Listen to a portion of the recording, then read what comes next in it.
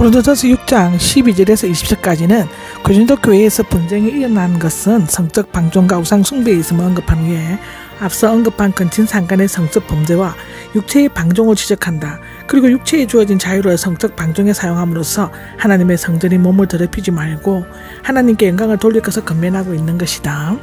모든 것이 내게는 허용되어 있습니다가 나오는데 아마도 이것은 바울의 상용구였을 것이고, 바울은 율법에서 음식물로부터의 자유를 말했다. 고린도 교인들은 그것을 잘못 적용시켜 자신들의 원하는 대로 무슨 일이든지 할 수 있는 권리가 있으며 성적인 문제에도 자유가 허용되어 있다고 주장하였는데, 모든 것이 다 유익하지 않습니다. 근데 유익하다는 선하고 가치 있는 일을 위해 모이다는 뜻이고, 그 자체로서는 해롭지 않다고 생각하는 것이 분명히 다른 사람에게는 해를 끼치게 되는 경우가 많다고 있는데, 남에게 해를 끼치는 것은 결코 자유가 아니라는 것이다.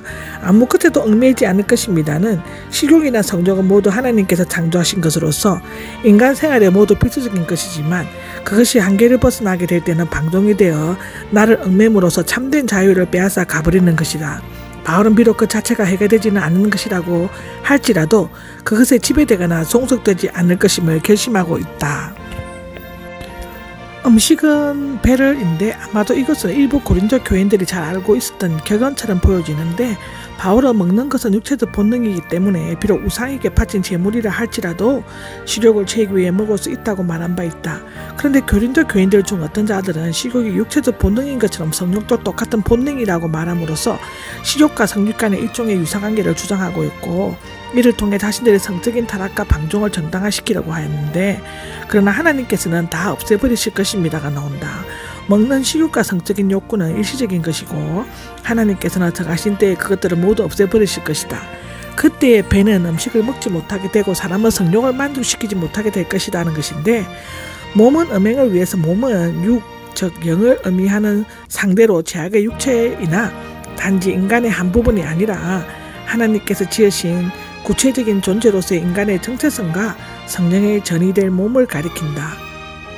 주님께서는 그 몸을 우리를 위해 희생하심으로써 우리의 몸들을 속량하셨으며, 우리의 몸은 주님께서 산 제사로 바칠 것이므로 주를 위해 있는 것이고, 그러므로 주님의 부활에 참여하여 영화롭게 될 우리의 몸은 주님의 몸과 밀접한 관계를 지니고 있으며 음행과 짝하거나 음행에 서해서는 안 된다는 것이다. 하나님께서는 일으키실 것입니다가 나온다. 주님과 몸의 밀접한 관계의 구체적 내용인 부활의 사실에 대해서 언급하고 있는데, 삶을 영위하는 주체는 음식이나 인간의 육체적 본성이 아니라 오히려 불멸하는 영적인 인간이다. 그러므로 죽을 수밖에 없는 인간의 육체적 본성은 불멸의 영적 인격과 동등하게 취급될 수가 없다. 하나님께서는 주님을 일으키신 것에 근거하여 로마서 6장 4절에는 우리는 그 능력으로 우리를 일으키실 것이다라는 확신한 희망을 가지고 살고 지금 현재 역사하시는 성령의 의해 인도하심을 받는다.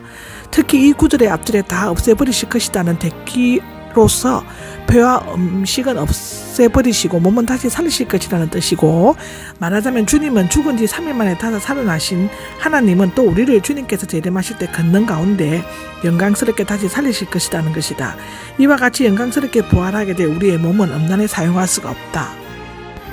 여러분의 몸은 알지 못하십니까? 근데 바울은 특히 주님과 우리 몸이 지금 밀접한 관계에 있음을 강조하고 있는데, 이것은 그리스도 교회의 비밀이기도 하다.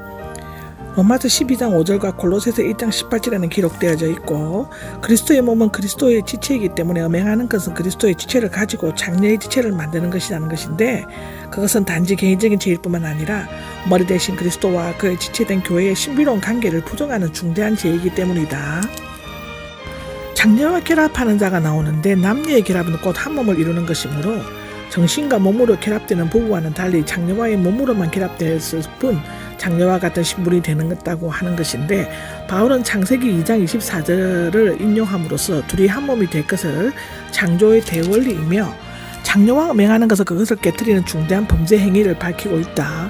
장녀의 간사가 있는 것을 직접 상대한 장녀를 가리키는 것이다. 주님과 결합하는 사람은, 장녀와 결합하는 자는 그와 한 몸이 되지만 주님과 결합하는 사람은 한 영이 된다는 것이다.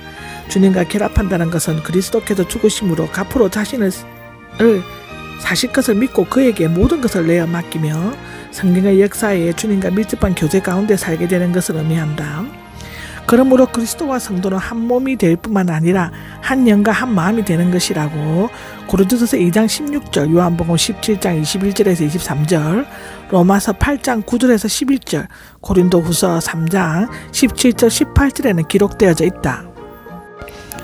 음행에서 도망가십시오인데 이 도망가십시오는 현재 명령어로서 일시적인 도피나 연기가 아닌 반복적으로 찾아오는 음행의 유혹에서로부터 철저하게 떠나가는 것을 의미한다.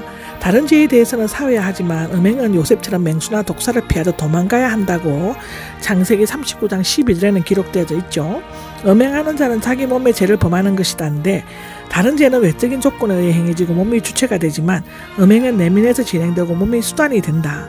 음행이 다른 죄에 비해 크다고 말할 수는 없지만 피하기가 매우 어렵다는 점에서 무서운 죄임에 틀림없다.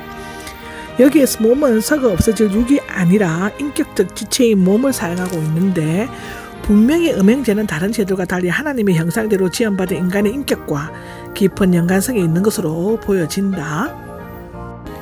여러분의 몸인데 앞서 너희 즉 복수 교회 공동체가 하나님의 성전이라는 것과 그 가운데 성령이 거하신다는 것을 말했고 여기에서 몸 즉 단수는 성도 개인 하나님의 성전이라는 것과 그 가운데 성령이 거하시는 것을 강조하였다. 따라서 하나님의 성전인 성도 즉 데살로니가전서 4장 8절에 나오는 것은 음행뿐만 아니라 모든 부분에 있어서 하나님의 성전에 합당하지 않는 것은 절제하고 삼가해야만 하며 하나님 예배를 유일의 목적으로 삼아야 한다고 로마서 14장 7절 8절에는 말하고 있다. 값으로 치르고 사셨습니다인데 속죄의 개념을 표시하며 그리스도인의 은혜의 근거를 재확인하고 있고 당시 노예시장 아고라에서 몸값을 주고 노예를 사면 새 주인이 되는데 그리스도께서는 그의 보혈로 우리를 사서 자신의 소유로 삼으신과 동시에 죄에서 해방시켜 주셨다. 이제 성도의 몸은 자신의 것이 아니고 주님의 것이 되기 때문에 주님이 서시기에 합당한 그릇이 되어야 하고 하나님께 영광을 돌리십시오는 가장 적극적이고 근본적인 명령이며 그리스도인은 소극적으로 몸을 음란의 도구로 쓸 것이 아니라 지금 살고 있는 삶의 현장에서 그의 생활의 전 영역에 걸쳐 전인격적인 삶을 통해 적극적으로 하나님의 영광을 추구해야만 한다고 하는 것이고 이 적극적인 결론은 기독교 윤리의 궁극적인 목표이기도 하다고 로마서 12장 1절 고린도전서 10장 31절에는 기록하고 있다.